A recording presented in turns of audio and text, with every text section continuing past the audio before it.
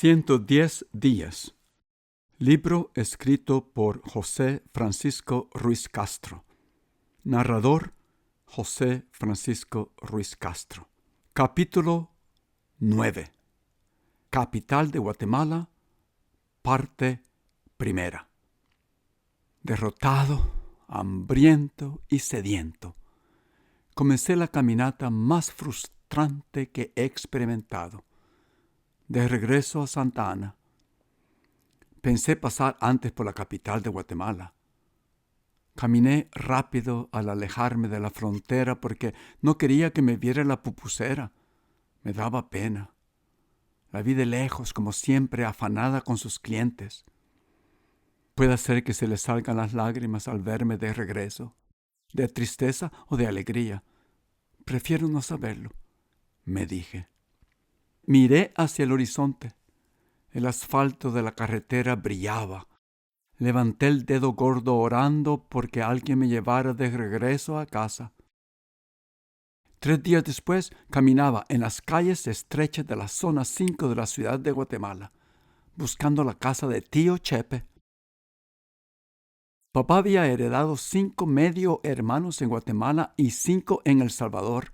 Había nacido en Escuintla, Guatemala, producto de una unión entre un zapatero aventurero, Rafael Ruiz Camacho, llamado Papá Rafa por todos nosotros, y una devota evangelista guatemalteca que cantaba cánticos religiosos y citaba versos de la Biblia en cada momento del día, Esther Mancilla, nuestra querida Mamatey.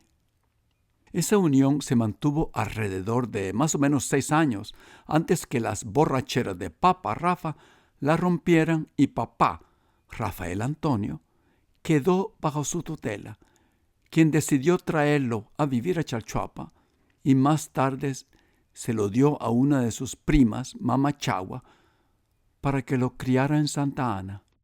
Muchos años después, lo mismo da la casualidad, sucedió con mi hijo Eric, quien fue dejado bajo mi custodia a los 4 años después del divorcio con su madre.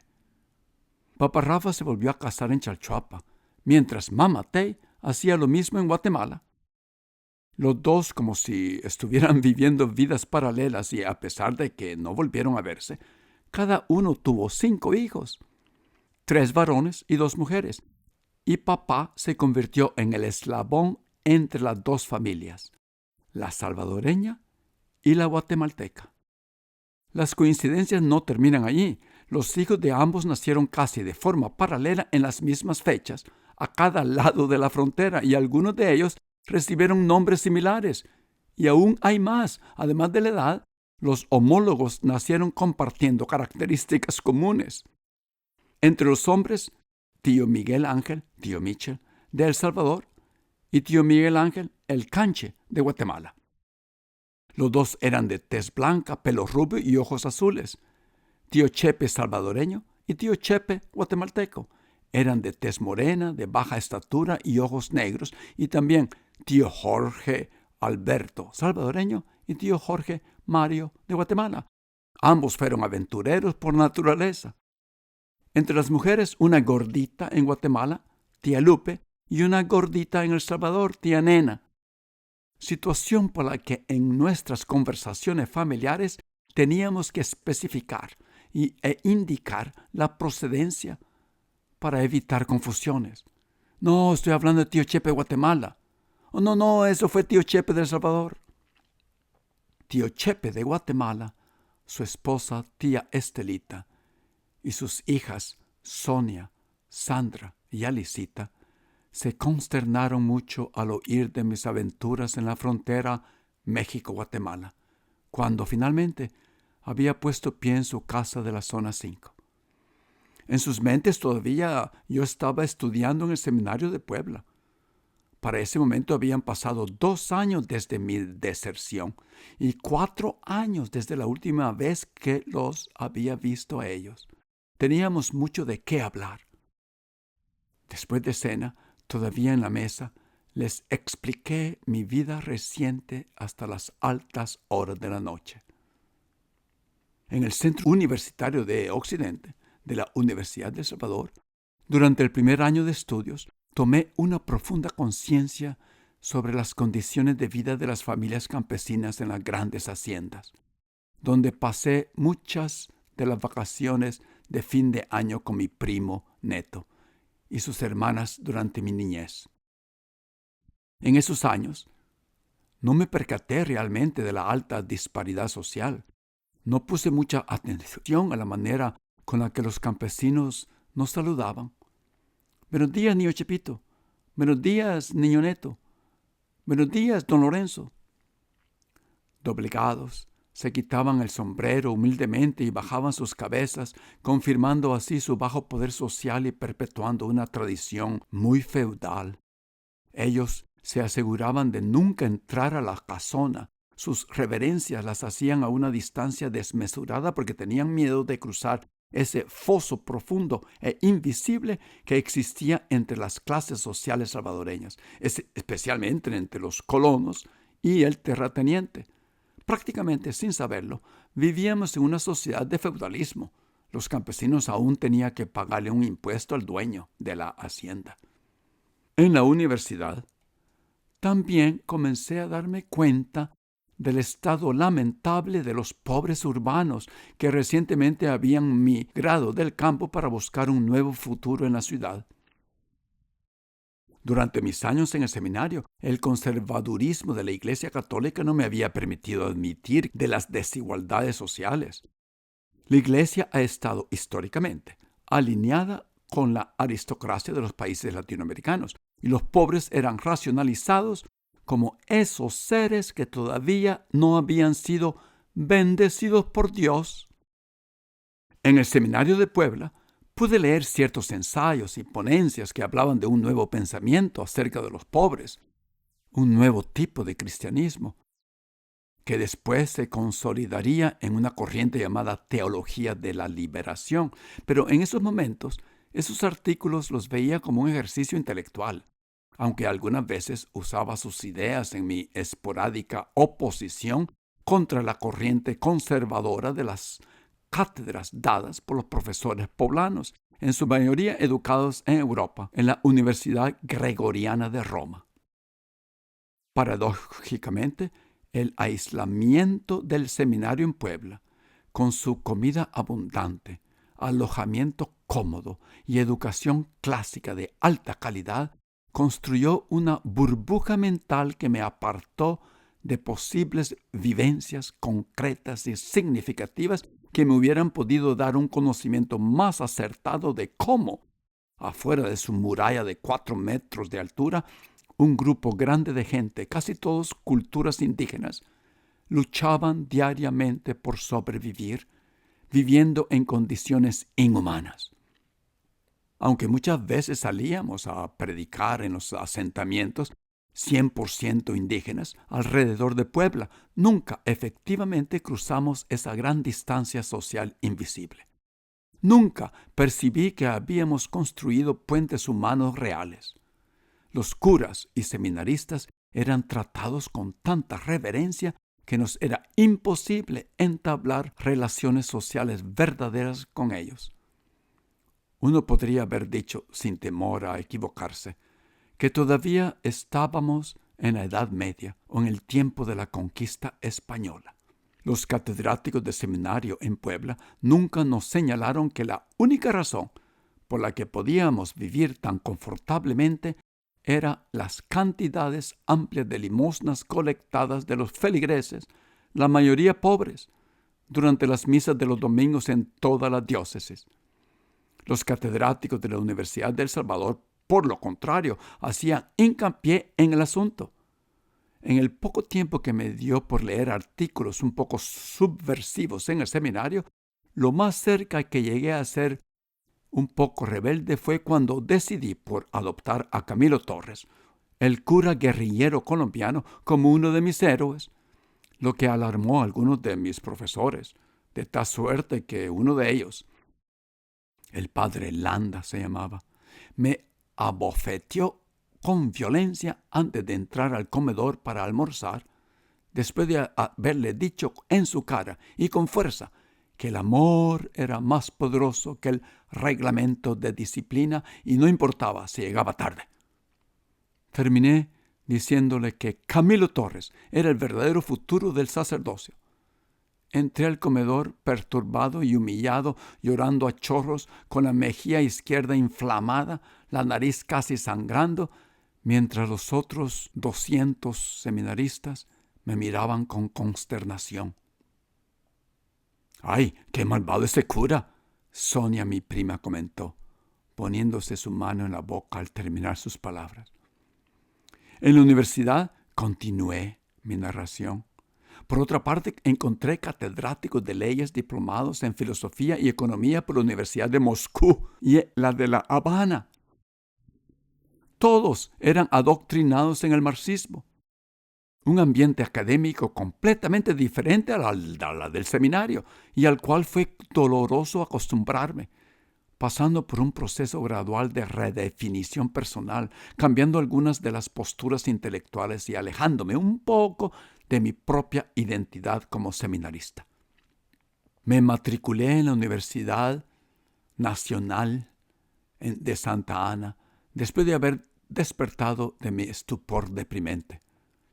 Durante el primer ciclo académico, la filosofía escolástica del seminario todavía estaba fresca en mi mente y producía una fuerte disonancia cognitiva al escuchar de marxismo por medio de los profesores. Resolví ese entuerto cuando decidí debatir las posiciones filosóficas de los profesores durante las clases, frente a todos los estudiantes, usando silogismos de debate, reglas de argumentación y razonamiento enseñadas en lógica formal en el Seminario Palafoxiano de Puebla. Ellos pronto se dieron cuenta que no iba a ser presa fácil para convertirme al marxismo como pudieran haber sido mis compañeros del primer ciclo. Teto, que en aquel tiempo cursaba el último año de bachillerato, me cuenta ahora que sus amigos de Chupa, estudiantes universitarios, le contaban cómo el padrecito, de forma valiente y poco convencional, había puesto en alerta a todos los profesores y a las mismas autoridades universitarias. Un anatema en el mundo académico de Latinoamérica. Mis argumentos intensos con los catedráticos universitarios, especialmente con uno llamado Luis Guevara, profesor de filosofía en primer año, eran notorios. Uno de esos días inició la clase con la frase siguiente: esta mañana demostraré filosóficamente la inexistencia de Dios. Se decantó con conceptos filosóficos que enardecieron a los oyentes y después de algún tiempo, para terminar, declaró firmemente: Dios no existe. La materia es la única y la suprema causa de todo, y la estructura económica es la base de todas las otras estructuras sociales. Guevara continuó dibujando un cuadro en la pizarra, escribiendo la palabra economía en su base. El hombre es el ser supremo en este mundo, concluyó diciendo. Ese fue el momento donde no pude resistir con mi desacuerdo y exploté parándome en medio del auditorio y grité molesto: si me permite, profesor, quiero demostrarles también filosóficamente la existencia de Dios. Inicié presentando la posición escolástica acerca de Dios a toda la clase, compuesta de muchos estudiantes de familias devotas de Santa Ana. Con una voz alta procedí avanzando varios argumentos cosmológicos y teleológicos expuestos por Tomás de Aquino, que había sido influenciado por Aristóteles, y los expuestos por San Anselmo. Todo estaba fresquecito en mi mente. Profesor Guevara, lo que usted está diciendo no me parece ni lógico ni verdadero, vociferé. Hay una causación eficiente en este mundo y la primera causa eficiente se llama Dios. Los objetos naturales funcionan jalados por un objetivo, por una meta, lo que muestra un diseño inteligente, un propósito que se puede entender solamente con la existencia de un Dios. Terminé. Los estudiantes se quedaron completamente sorprendidos por un momento y después decidieron aplaudir. El catedrático Guevara, con su doctorado ruso y cubano, se puso pálido y se congeló. Bloqueado mentalmente por mi audacia, no pudo formular ninguna respuesta, ningún contraargumento, como si hubiera esperado yo en el seminario de Puebla. Yo esperaba que dijera que estábamos hablando de ciencia, no de religión, de datos empíricos, no de creencias, de lo palpable, no de lo espiritual, etcétera, etcétera, etcétera, pero nada. Dio la impresión de que nunca había oído los argumentos escolásticos que probaban la existencia de Dios y que por lo tanto no pudo formular ad libitum un contraargumento. O tal vez la sorpresa de un estudiante insolente como yo, que lo abochornaba, era imposible de sobrepasar. Los estudiantes se quedaron muy asombrados de haber visto una afrenta tan audaz a la autoridad magisterial y la inhabilidad del catedrático marxista para dar una respuesta. «Sonia, tráigale un vaso de agua a Chepito», le dijo tío Chepe a mi prima, que con sus ojotes azules me miraba tratando de entender la importancia de lo que yo hablaba. «Y llévese a Alicita a la cama, que ya es hora que ella duerma». Después de ese día, los estudiantes del Centro Universitario de Occidente, el centro de Santa Ana, me buscaban en los pasillos, en la cafetería entre las clases, tomaban café, me invitaban a almorzar y en los momentos libres para conversar sobre de asuntos filosóficos y sociales. Continué tomando trago de agua fresca, ofrecida por Sonia, mi prima. De sociología no sabía nada. El seminario ofrecía solamente un curso en el asunto.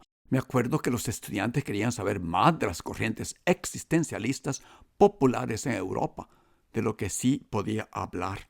Hay que añadir que los cursos de filosofía en Puebla, por supuesto, habían refutado contundentemente al marxismo, que se pensaba era una teoría ilógica, determinista y reduccionista. El materialismo histórico, se arguía, era falaz y las leyes dialécticas fundamentalmente erróneas. Además, el comunismo con su ateísmo era obviamente abominable. El marxismo como teoría se lanza a explicar, decíamos en el seminario, toda la sociedad y su economía, así como el psicoanálisis se lanza a explicar todo fenómeno psíquico. Cada una de esas dos teorías es coherente dentro de su propio sistema lógico, como un círculo vicioso, pero nunca se pueden declarar como verdaderas ni tampoco como falsas. Esas teorías tratan de explicarlo todo sin probar nada científicamente. No tienen ningún valor predictivo, decíamos en el seminario. A pesar de todas las objeciones contra los profesores de la Universidad Salvadoreña, sin embargo, de alguna manera, ellos me forzaron lógicamente a reexaminar las causas de las condiciones sociales de los pobres de Santa Ana. Su pobreza, para comenzar, era moralmente inaceptable. Cabía la posibilidad también de que las causas fueran unas fuerzas económicas sustentadas por la hegemonía de los terratenientes, la Iglesia y sus protectores militares. Poner a la Iglesia como una causa de la pobreza era condena moral para mí en aquel tiempo. No podía aceptarlo. Después de tantos años de demandar un cambio social pacíficamente, sin ningún resultado, solamente una revolución armada va a crear un hombre nuevo, un nuevo orden social. Los profesores del Centro Universitario de Occidente arguían. Y ahí estaba otro problema para mí, más grave. ¿Era la violencia un medio aceptable para adquirir justicia social?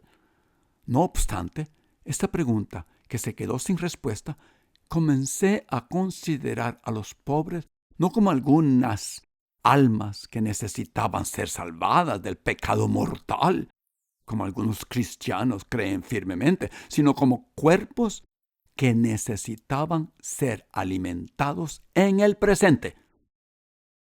En 1967, los profesores de filosofía, con sus diplomas italianos en el Seminario Palafoxiano Conservador de Puebla, evitaban a toda costa dar cualquier tema parecido a la teología de la liberación, la cual se entiende todavía no se había definido como tal. Pero, ¿quién podría haberse imaginado que yo iba a leer sus principios religiosos mientras estudiaba en la universidad atea con profesores marxistas como la Universidad de El Salvador?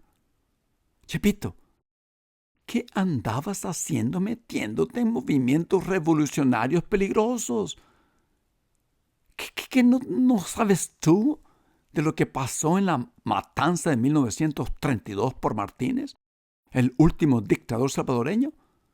Tío Chepe me interrumpió en medio de mi historia con una entonación grave. Mientras tanto, aquí estaba yo, desesperado, sin verle una salida clara a mi situación errante. ¿Qué hago? ¿De verdad me regreso a Santa Ana? ¿Y si el maldito teniente monje está vigilando la casa? ¿Y si me meten preso? ¿Qué hago? ¿A dónde me voy?, me preguntaba.